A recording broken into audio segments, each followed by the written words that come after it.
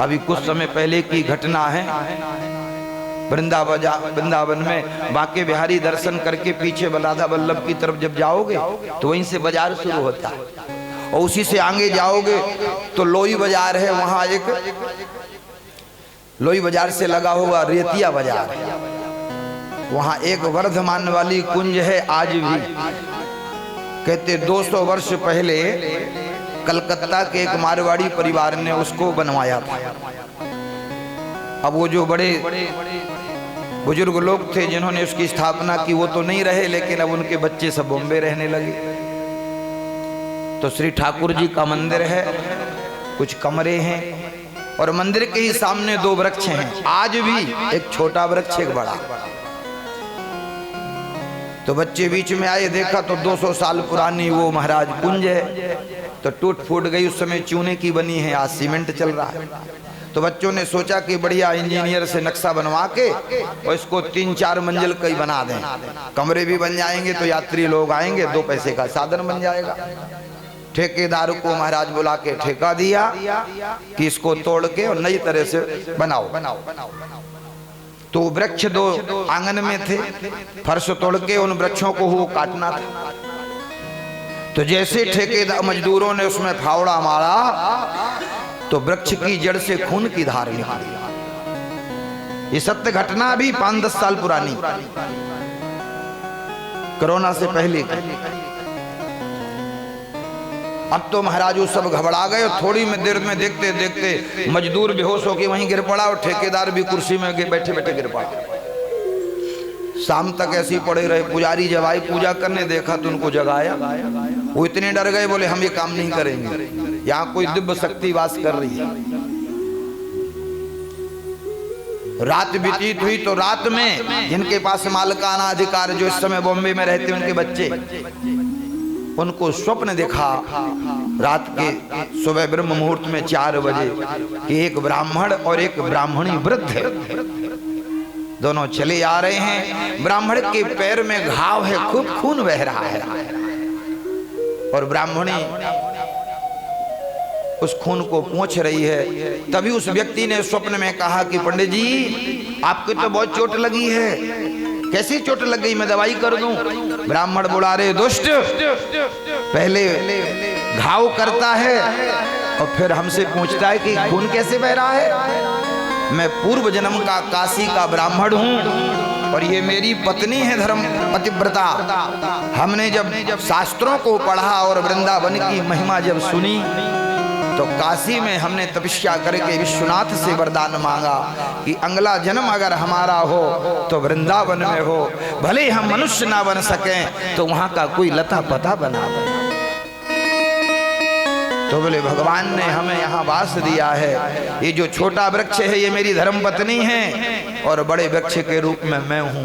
अगर तू हमें काटेगा तो पहली बात तो तुझे ब्रह्म हत्या का पाप लगेगा और तेरे पूरे वंश का नाश होगा। महाराज ये स्वप्न उसने जब देखा चौंक करके बिस्तर पर बैठ गया, पत्नी को सारी बात बताई। सुबह 5 बजे तुरंत तत्काल का टिकट कराया फ्लाइट का और दिल्ली आया, दिल्ली से गाड़ी करके वृंदावन गया।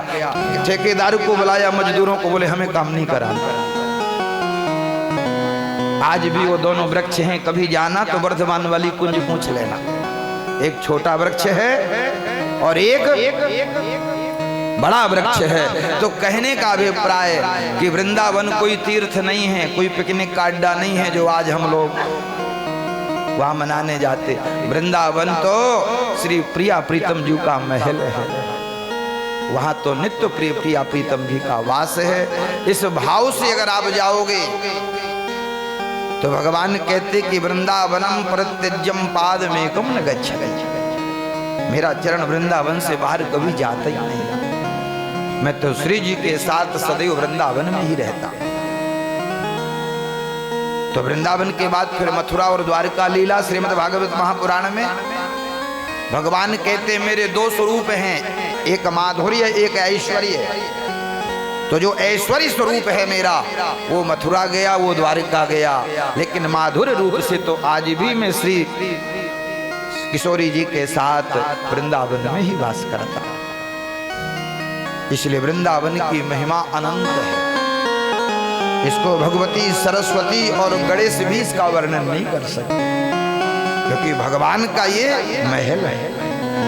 इसलिए वहां जाओ तो बड़ी सावधानी रखो। हम लोग गंदगी बहुत मचाते हैं जाके तीर्थों में।